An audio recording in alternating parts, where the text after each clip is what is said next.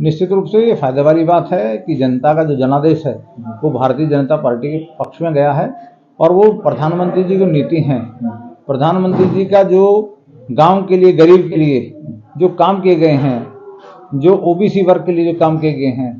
चाहे उसमें छात्र हो। और उन्होंने कहा कि देखिए हमारे देश में कोई जाति वाली बात नहीं है, हमारे यहाँ तो जो जाति है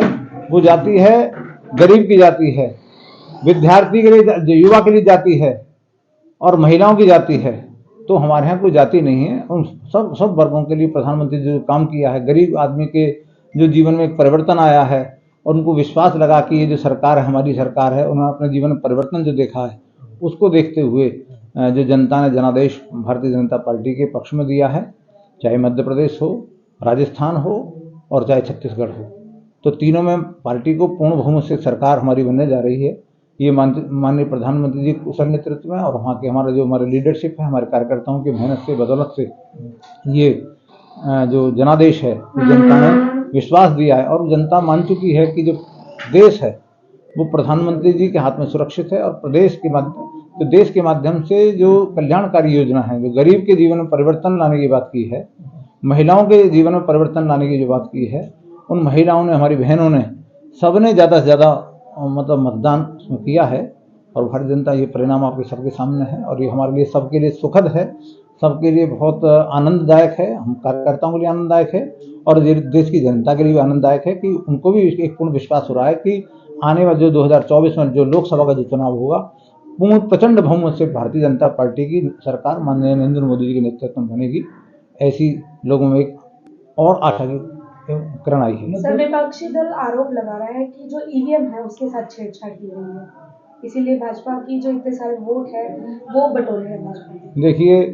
विपक्ष का हमेशा ये आरोप वो लगाते रहते हैं। जब वो अपने खुद जीतते हैं, चाहे केजरीवाल वहाँ अपने दिल्ली में जीतते हैं तो ईवीएम ठीक हो जाती है, कर्नाटक में कांग्रेस जीतती है तो ईवीएम ठीक हो जाती है,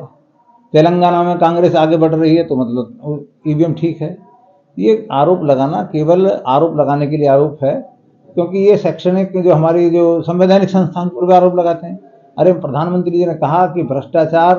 होने नहीं दूंगा और भ्रष्टाचार का खात्मा करके छोड़ेंगे, चाहे कोई भी दल हो। तो प्रधानमंत्री जी ने भ्रष्टाचार पर जो चोट की है उसी का आधार है जो जनता ने,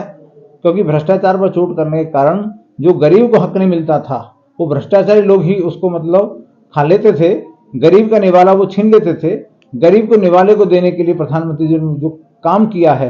और इतनी ट्रांसपेरेंसी की पैसा सीधा उनके खाते में, चाहे पेंशन का पैसा हो, चाहे कोई योजना का पैसा हो, जो खाते खुलवाते, जीरो बैलेंस पे जब खाते खुलवाए थे तभी कांग्रेस के लोग हंस सकते थे। ये प्रधानमंत्री बताओ देखो क्या बात कर रहे हैं, जिनके पास 50 रुपये नहीं है उनके भी खाते खुलवा रहे हैं। अरे ये प्रधानमंत्री की दूरगामी योजना थी कि गरीब आदमी को हक है, जिसको लोग भ्रष्टाचार के रूप में खा जाते थे, भ्रष्टाचार की भीड़ चढ़ जाता था, उस गरीब को चाहे 4000 रुपये मिल रहे हो, 3000 रुपये मिल रहे हो, चाहे विद्यार्थियों को स्कॉलरशिप मिल रही हो, चाहे किसान को सम्मान निधि मिल रही हो, वो सीधा सीधा उनके खाते में जो गया है, एक विश्वास की जो किरण पैदा हुई है, उससे एक बहुत बड़ा परिवर्तन और प्रधानमंत्री में पूर्ण विश्वास, उनके नेतृत्व में पूर्ण विश्वास ये जनता ने व्यक्त किया है।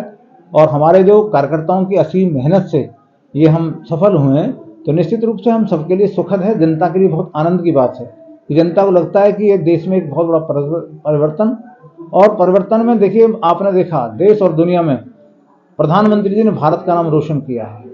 और उसी की बदौलत है कि आज हमारे प्रधानमंत्री जी को कहते हैं कि जो मेरा जो सम्मान हुआ है, जो देश भारत का जो सम्मान हुआ है वो 140 करोड़ देशवासियों को हुआ है। मेरा जो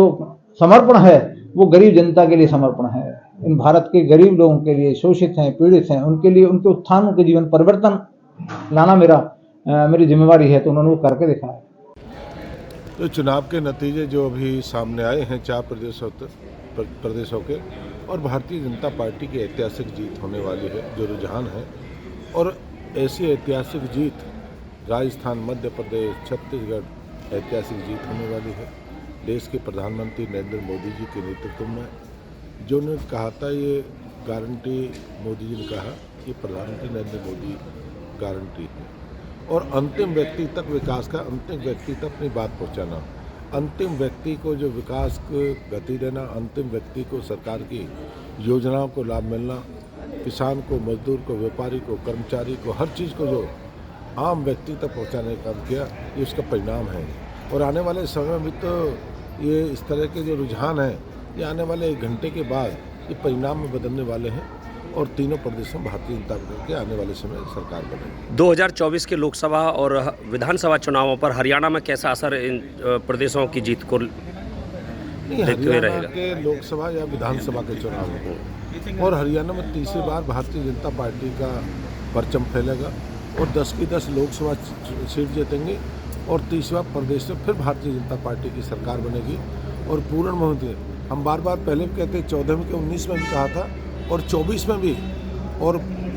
पूर्ण बहुमत की सरकार हरियाणा में बनेगी। आम व्यक्ति, गरीब व्यक्ति कहता है मैं कमल को दूंगा, देश के प्रधानमंत्री जी को दूंगा, और आदमी की सोच, एक विचार है कि आज जो लाभ मिला है भारतीय जनता पार्टी से मिला है। आज जो विकास हुआ, पहले पन्नों में काम हुआ करता है, आज विकास धरातल पर उतरा है। अंतिम में पंडित दीनदयाल उपाध्याय जी का, मेरी सरकार गरीब लोगों को समर्पित होगी, जिस दिन गरीब व्यक्ति को विकास होगा। आज गरीब व्यक्ति को चाहे पेंशन की बात हो, चाहे उसकी बीमा की बात हो, चाहे वो आयुष्मान की कार्ड हो, या उसके परिवार पहचान पत्र, एक नहीं अनेक योजना, चाहे उज्ज्वल योजना हो, चाहे राशन का योजना हो, ये सब सरकार का लाभ है। आज खुशी की बात है, गर्व की बात है। 3 राज्यों में हमारी सरकार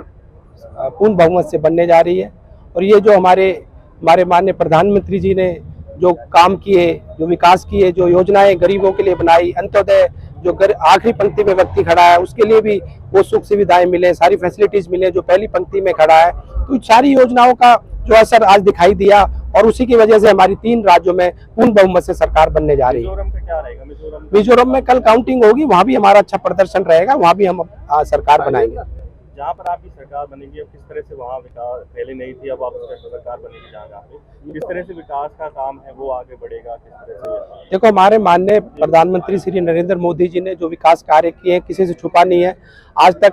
पहले अगर हम बात करें 2014 से पहले, हाईवेज कितने 14 किलोमीटर के करीब एवरेज आती थी, और आज 50 किलोमीटर से ज़्यादा डेली एवरेज आ रही है हाईवेज की। एम्स की बात करें, 2014 से पहले 7 या 8 एम्स भारत में थे, आज 23 से ज़्यादा एम्स हमारे भारत में है। एयरपोर्ट की बात करें, पहले 2014 से पहले कितने एयरपोर्ट थे, और आज